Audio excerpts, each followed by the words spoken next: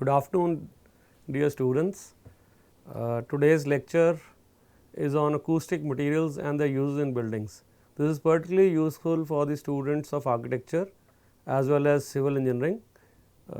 We all understand acoustics is one of the special and very technical domains in architecture. What I will try to do through this presentation is make it more simple for you all to understand, and the intention being that once you understand the acoustic materials which I am going to discuss, you will be able to apply this knowledge in your building design. So, we move on to the first slide where I have the contents sheet about what all we are going to deal today. Let us go a little bit more deeper. This one is fine. So, we will be having a general introduction, and then we will try to understand the fundamentals of acoustics, because before we talk about the acoustic materials and their uses, it is very important for us to understand what acoustics means. I hope you had some kind of background knowledge. Some lectures have been delivered in the classes on the topic of acoustics, but we will just try to recapitulate what acoustic means, so that in order we have a fair idea, and then we discuss the acoustic materials in detail later on. So, we will be looking at characteristics of sound, and we will also talk about human hearing, the negative effects of noise, behavior of sound in enclosed spaces, and then we will talk in detail about noise reduction, and the bulk of the today's presentation will of course be dealing with acoustic materials. There are very many different types of materials available today based on specific need and specific use according to type of building. We have acoustical tiles, we have perforated metal face units, there are acoustic panels available, there is something called acoustic plaster, sound blocks, we will all be looking in detail for application in buildings and in various situations according to the type of building as well as the particular use. So, we will also be looking at the acoustic material applications in different types of buildings, for example, office buildings, auditoriums, airports, hospitals, and so on. So, let us start with a general introduction. As you can read through on the bottom left side of your slide, it is a noisy world. 24 hours a day, 7 days a week, we are exposed to sounds we do not want, need or benefit from. There are very few places on the planet where in our daily lives we are free from unwanted sounds. So, the whole issue takes much importance. When you talk of acoustics, it is all about the noise which is all around us, we want to filter or we want to create a barrier. There is some type of sounds which are beneficial, which we need, but there is something called noise which is the opposite of good sound, you can say very simply, and we need to cut out the noise. So, the primary reason for applying these acoustic materials in buildings is to cut off this kind of noise. So, you can look at the visual on the right side. There is a man who is making a call, and then the environment is so bad that you need to have a canopy, that is an acoustic canopy on his top, so that he can talk or converse freely.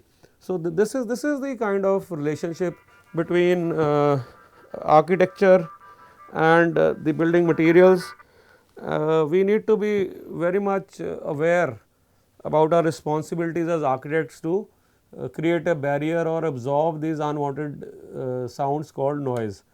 So, the aims and objectives of the acoustic materials are to ascertain precisely the type of materials that will be used to achieve particular sound level within a space, to help in determining the various uses of different materials. This is all going to be discussed in today's presentation, to be able to analyze the acoustics of buildings and to know the wide variety of materials that is available. I just told you the bulk of today's presentation is going to be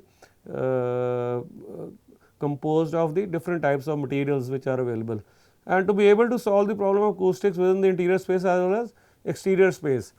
Now, it is very important to understand that this noise we are talking of does not happen only inside the buildings. For example, in an airport kind of situation, there is a lot of noise happening when the planes take off, when the airplanes land. So, that is what we mean by to solve the problem of acoustics in exterior spaces. Okay, you can notice that acoustics is a very wide ranging kind of subject matter, and it has many connotations, right from how much you can hear, what is the audible threshold of hearing, what is noise. There is one psychological domain. One person may not feel, it is quite possible that one person may feel quite comfortable at a certain decibel level, and his compatriot sitting there itself may feel uncomfortable. So, it has a psychological aspect to it. There is also the physical aspect, there is the by which I mean the physics part or the properties of sound.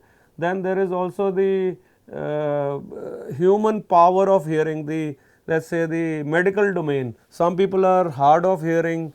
So, all this is a subject matter of great concern for architects, that when you design spaces tomorrow students, you have to be very careful and you have to be very much in sync with the reality, that what kind of noise will be produced in that particular functional space you are designing. For example, a shopping mall, the kind of noise it creates with the number of people moving around in the corridors, then what kind of solution you devise.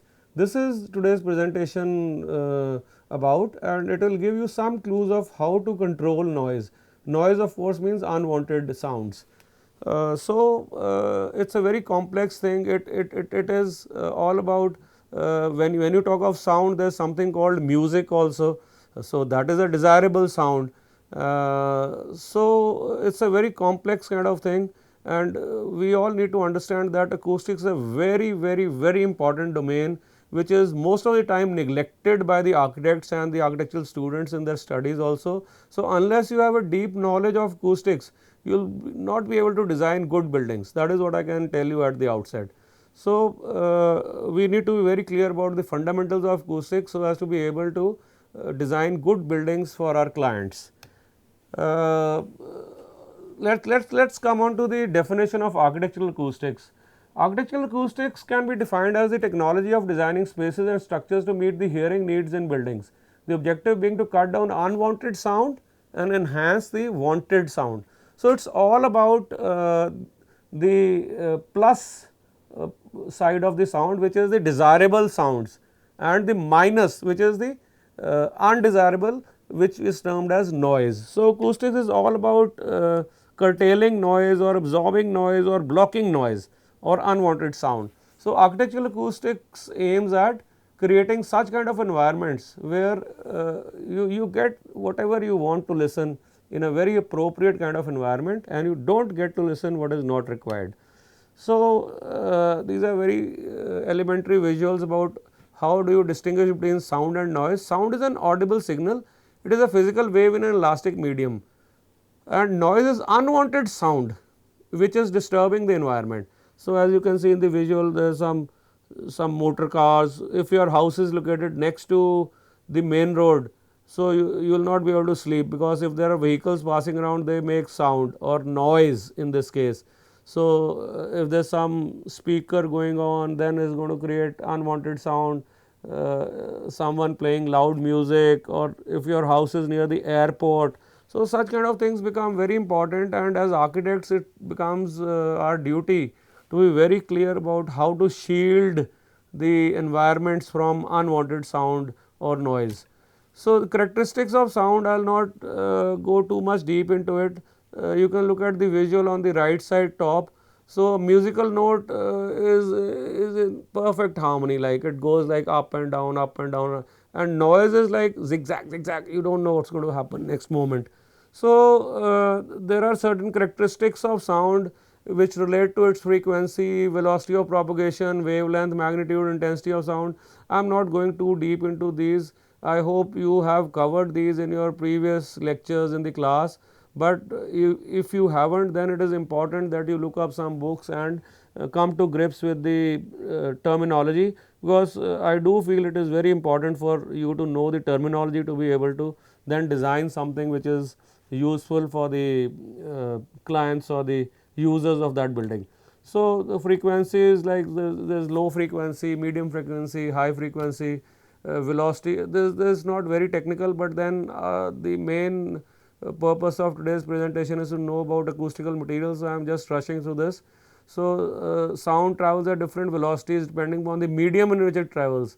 So, it could be like in water it would travel at a particular pace. Then there is also the wavelength. So, this presentation will be available to you, you can download it and then have a detailed look at all these characteristics of sound. But suffice it to know at this moment that these are all very pragmatic and practical characteristics which you need to be aware of. The wavelength, the magnitude of the sound wave and the intensity of sound. So, this is a very important thing, the intensity of sound, because this is what we are concerned with. The sound intensity at any distance from the source is expressed as acoustic power in watts divided by the area. So, as you must have noticed in this slide, like there is a particular frequency at which the sound is exhibited, and then it is all about this compression. Look at the slide on the bottom right. So, there is a zone of compression and a rarefaction zone, that the distance between these two is the wavelength which mentioned on the top.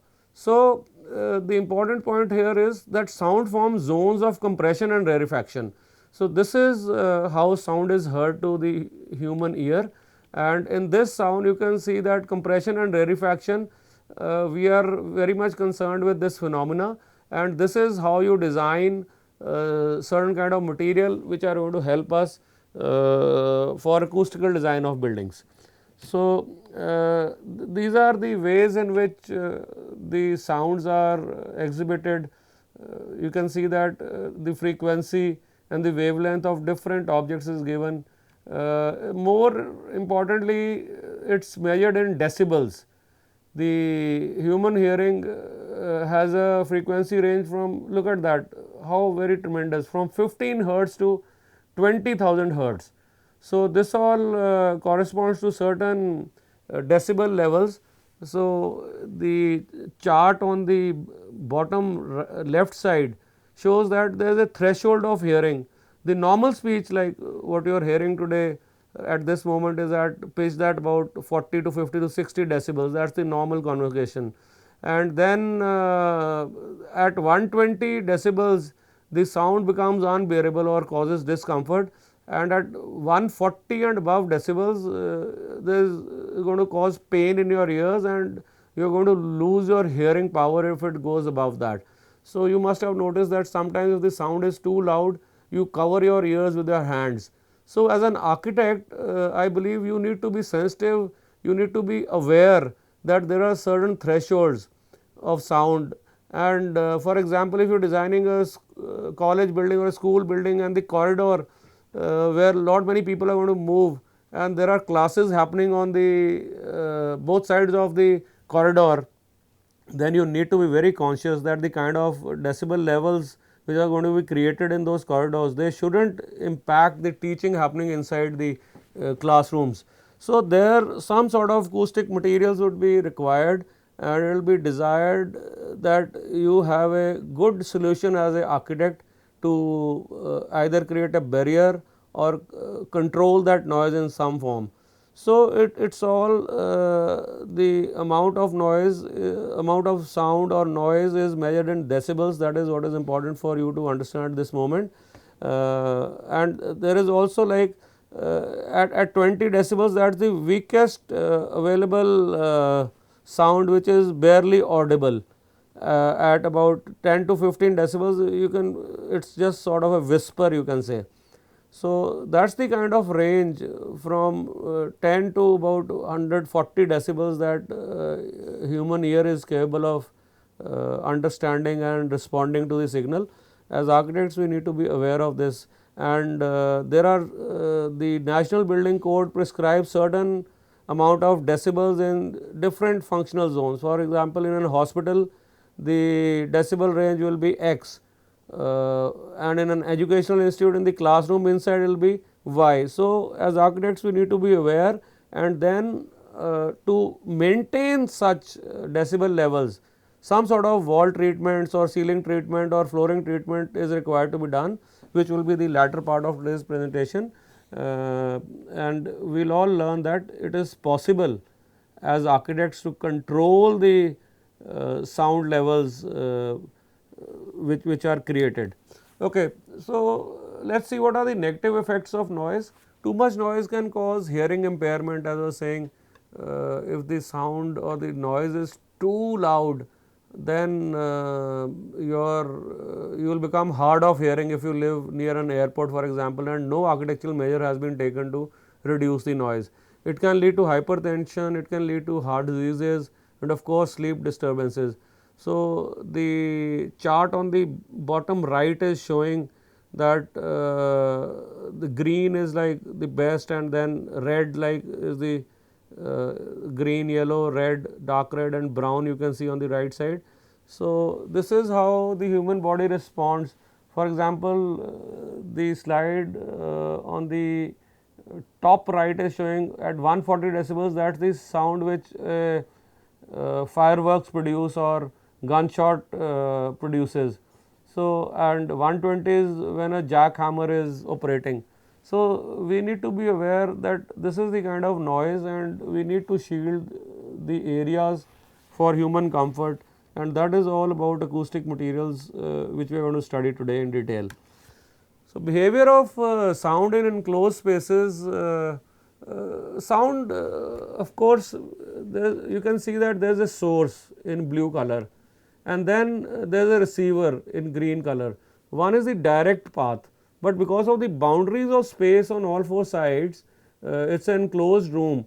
So, some amount of sound is going to get reflected on the walls and then also be received by the receiver. So, what will this create? This will create some sort of echo. One is the direct path, sound is heard, and then there is another sound which is coming reflected off the walls of that room where the source is located. So, there is going to be a time lag when the direct sound is going to be received and the reflected sound is going to be received. So, this leads to echo. Echo, I hope you understand, in vernacular, in Punjabi terms, it is called goonj, awaaz goonjti hai. So, this also is a disturbing phenomena which needs to be arrested. We as architects have to be careful that the sounds which are produced at the source do not echo when they reach the receiver, and this is particularly true in a situation like an auditorium, where you all gone to movie halls and you must have noticed the kind of ceilings, the kind of carpeting, the kind of seats there are. So, it is not just by chance, it is designed that the kind of projection system there and the sound system there is geared to the requirement that the sound reaches you perfectly without any disturbance, without any noise happening midway, and each one of us sitting in that multiplex hears the sound in a very melodious kind of, I could say, in the best possible way. And the important point here is to remember that the entire materials of which the multiplex or the hall has been lined with have been chosen with specific care and importance after taking into consideration so many parameters like the last seat, how far it is, what is the decibel level required, and what kind of how do you control that noise. I hope you understand, students, that it is a very specific kind of situation, an auditorium or a movie hall, where acoustics will take the paramount importance, and as architects we need to be very much aware. Tomorrow we might have to design these kind of buildings where we are called upon to and at least these kind of lectures now in your student days will help you to understand the basics. I believe you cannot become a professional in one day, dear students, but it is always important to know that there is something called a direct path, a reflected path, and how all these things are important while designing the interiors from acoustical standpoint. Okay, behavior of sound in enclosed spaces, as the previous slide is also of that. So, the initial sound is blue colored, you can say that is at source. The direct sound at receiver, there is some drop in level because the receiver is at a distance, there is some drop, and then there are echoes produced T3, T4, T5 and these echoes are with, sometimes you might want if you have been to some historical buildings. So, if you have been to the Gol Gumbaz in Bijapur, then you must have observed the fantastic echoes which can be created. These are all things of the past, but people at those junctures in history also understood the importance of sound and creating echoes. It is not by chance that it is happening. There are examples of buildings in history because earlier the civilizations were such that they were kings and they were the common men. The kings used to be protected from all kind of enemies and they used to be located at such terrains which are higher or there used to be moats or some sort of ditches, so that the enemy does not cross over. But the buildings at the bottom from where the enemy would come, the sound system was so elaborate that someone used to clap at the gate and then it could be heard 2.5 kilometers above in the palace. So, just imagine that this knowledge was available to mankind for such a long time and they made use of it. So, very intriguing and very interesting to note that you can utilize the sound to your own benefit, to your own requirements, and of course, there may not have been architects at that juncture, but still it proves the point that some sort of treatments of the buildings were made. Maybe the sound was travelling through some tunnel or whatever. I leave it up you to look up the internet and find out about historical buildings where such kind of phenomena were designed. They were not happening by chance. That is what I want to tell you. So, behavior of sound in enclosed spaces, as you will observe from this visual, that on the top left there is the person who is clapping his hands and there is a receiver that is shown by the ear. So, the first reflection from the right side wall, there is a direct sound shown in blue and then the bottom wall is also going to reflect. So, you have to place some sort of absorbent materials or have some sort of techniques available. So, there is a diffuser, something called a diffuser at the bottom wall which diffuses the sound.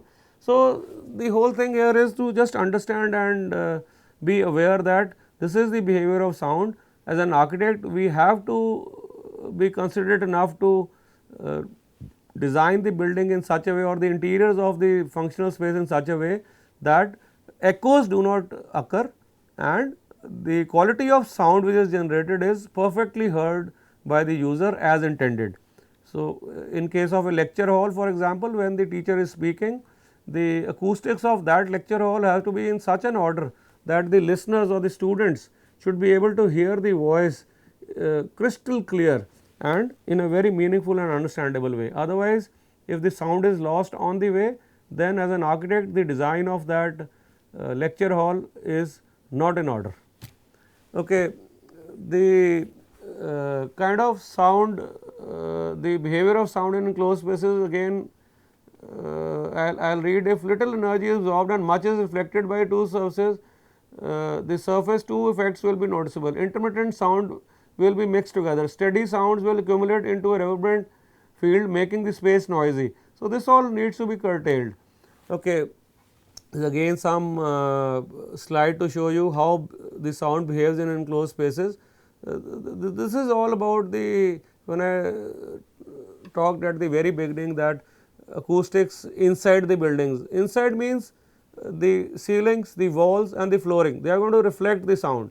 You have to be very conscious. For example, I am sitting in a recording studio today and the kind of materials on the walls and ceiling is of a particular order to facilitate my sound to reach you with utmost clarity. So, if it was plain walls, then it would not be happening. So, this is the job of an architect, to understand and realize and design certain solutions as per the requirement or as per the functional requirement of the space. Then only the quality of sound will be as desired or as intended by for the users as well as for the speakers. So, there is something called sound power level. I will not go too much in detail about it, but you can read through the slides. There is some relationship between power and pressure level, and let us now move on to noise reduction by absorption. Let me move on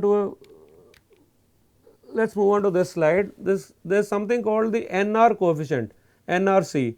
The noise reduction coefficient, commonly abbreviated as NRC, is a scalar representation of the amount of sound energy absorbed upon striking a particular surface. An NRC of 0 indicates perfect reflection, that means no sound is absorbed, and NRC of 1 indicates perfect absorption, means all the sound which is generated is being absorbed by the panels or whatever kind of materials you provided. So, what is the best NRC? That will depend upon the functional use of the space we are talking of. At some places NRC 0 would be required, at some places 0.5, so at some places complete 1. Okay. Let us now jump on to our main presentation part, which is the acoustic materials and their applications in buildings. So, you must have understood by now, dear students, that it is all about the materials which is going to do the trick.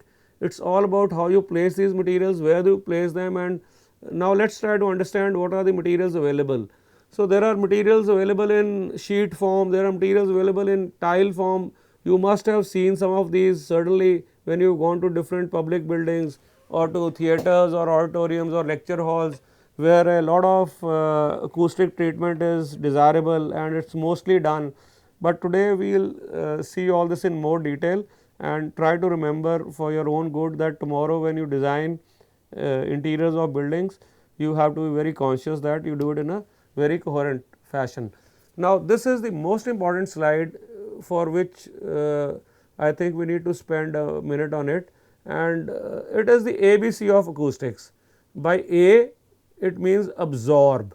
So, you on the left side you see a source, on the right side you see a receiver. Now, A stands for absorb the sound, the ABC of acoustic design. B stands for block the sound. So, there could be a partition, cubical partition in this case. The yellow part you see, there is a partition between the two people. Here it is desired that whatever, if this lady on the left side is conversing on her cell phone to someone, this is an office situation. So, the person sitting on the back of her, or let us say on the right side, he or she should not be able to hear to that extent. So, that sound or her conversation needs to be blocked. So, that partition which you put up has to be of a particular type, of a particular material that it helps us block. So, this is the whole game about, the whole issue about acoustic materials.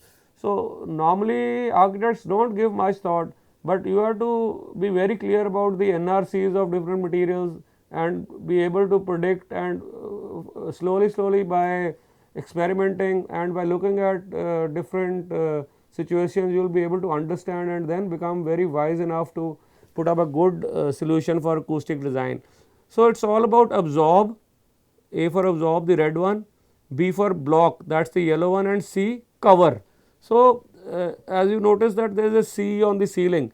So, there is some sort of sound masking or diffusing taking place. You have to put up certain materials in the ceiling. So, we will see what are these, but this is the slide which you have to be internalizing or making it part of you, that there are the 3 A, B and C of acoustic materials or acoustics in architecture. They are the absorbing the sound, blocking the sound and covering the sound. So, it is all about this. The whole thing revolves around ABC, absorb, block and cover. So, this is a panel resonator.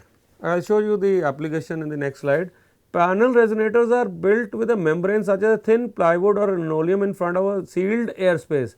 Now be it is very specific, a sealed airspace generally containing absorbent material. So, where is this helpful? So, the panel resonators are set in motion by alternating pressure on the impinging sound wave. The sound energy is converted into heat through internal viscous damping. So, whatever you observe on the surface, those are a different material, that is a membrane of thin plywood or linoleum, and at the back of it there is a sealed air space or a gap, and these are often used in recording studios like the one I am sitting in and presenting my presentation to you. So, this is called a panel resonator, panel and cavity resonator. So, there is a cavity between the plywood sheet you see on the front, that laminated part, and your students of architecture on the